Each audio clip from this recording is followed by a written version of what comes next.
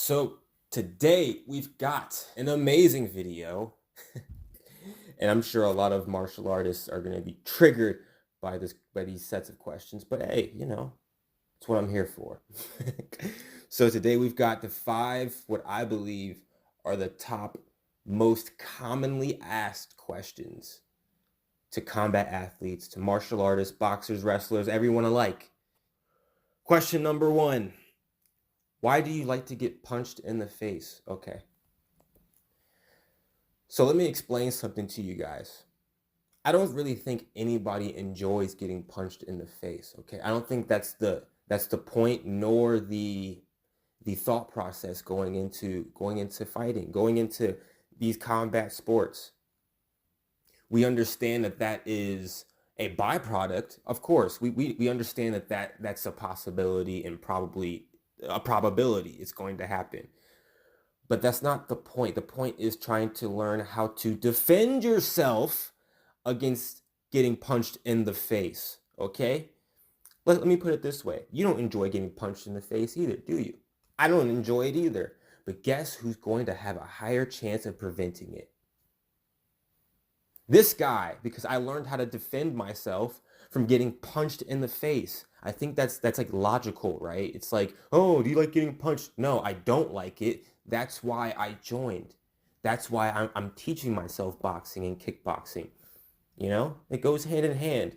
I think I just crushed that question with like an immense amount of logical like sense. Like, can I say anything else? Is that a mic drop? Is that a? I think that's a mic drop. Question number two. Do you do karate? Okay. I feel like when people ask this question, I'm hoping they're asking it because they don't know. All right, I'm not even gonna try to be nice. Okay. There are way more martial arts out there than just karate. So when you ask somebody, do you do karate? That's like asking an Asian person that you don't know, are you Chinese? That's like asking a Hispanic person right off, like, do you get what I'm saying? And so when you say, do you do karate, you are going straight to the jugular. It could be nothing even similar to karate. I've literally seen a jujitsu guy get asked, do you do karate? Like, what? Do you do? No, I don't do karate. I grab people and choke them out. Like you do god dang tornado kicks in the air. Completely different. Completely different. So to answer your question, I have done karate. Yes, I've done a bit of karate. Yeah, I'm actually a red belt in karate. Yes. So but I also do Muay Thai and I also do Jiu-Jitsu. So for you to assume karate, that's martial artist. That's like racist of for like martial arts. It is. So, next question. You're not going to beat me up, are you? I know this one triggers a lot of people. I know everybody gets this one. I know y'all do. I know at least every martial artist and combat athlete have gotten this before. Are you going to beat me up? So, what is it in a person's mind that thinks because I train in something that I'm going to just go around and just punch and kick people in the face? That's like asking a football player, "Oh, don't like hit stick me. Don't don't tackle me, don't throw a football at my face." Just cuz I do something like that doesn't mean I just go around and do it to random people. Again, it's logical. So I don't know if you guys are memeing when you ask, "Are you going to beat me up?" or if it's a serious question. But here's a serious answer. If you keep asking me that question, yes, I'm going to beat you up. I'm just kidding. I'm just kidding. But no, that is a very frustrating question. And no, I'm not going to beat you up unless you keep asking me that question. Okay? All right. Next one. Do you think Conor McGregor is the GOAT? It's another common question.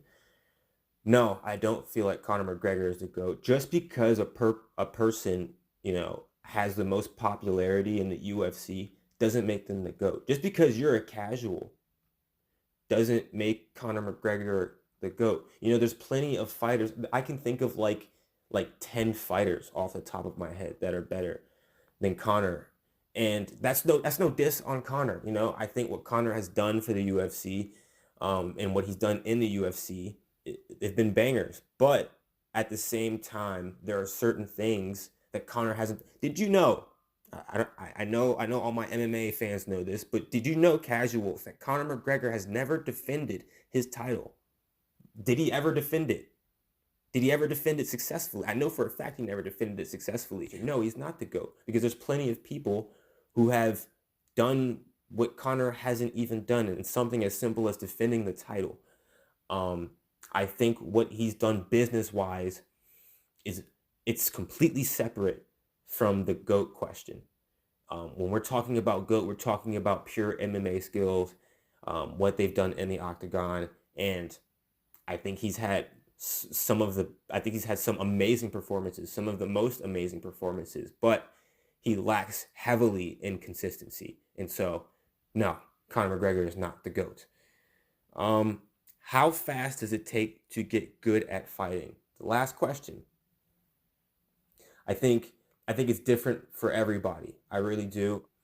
I think and it depends on what you're trying to do, how good you're trying to be. Are you trying to compete, or are you trying to just learn how to defend yourself? What is your definition of good at fighting? Because I think there are plenty of definitions as to good at fighting. I think you can be good enough at fighting to defend yourself, but you're still not good enough to compete. You know, in kickboxing, in amateur or professional kickboxing or boxing or whatever, you know, whatever you want to put in that sentence. I think so. I think there are two definitions. Yes, you can get good within, I don't know. It also depends on how much you do it. I think the guy, if we're going to take two guys, right? Guy A goes to, you know, 3 kickboxing classes and 2 jiu-jitsu classes every week, and the other guy goes 1 kickboxing class and 1 jiu-jitsu class a week. I mean, by nature, you're already going to know who's going to develop skills at a quicker rate.